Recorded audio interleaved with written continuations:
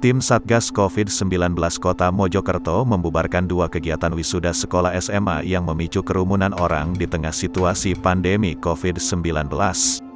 Kegiatan dipimpin oleh Kapolresta Mojokerto AKBP Dedi Supriyadi bersama Kodim 0815, CPYJ dan Satpol PP membubarkan acara wisuda yang digelar oleh SMA Negeri 1 Ringinanom, Kabupaten Gresik yang bertempat di Hall Convention Lantai 3 Hotel Ayola, Rabu tanggal 1 Mei tahun 2021 sekitar pukul 10 WIB. Banyak peserta dalam kegiatan wisuda yang terlihat melepas masker dan duduk di kursi berdempetan di Hotel Ayola.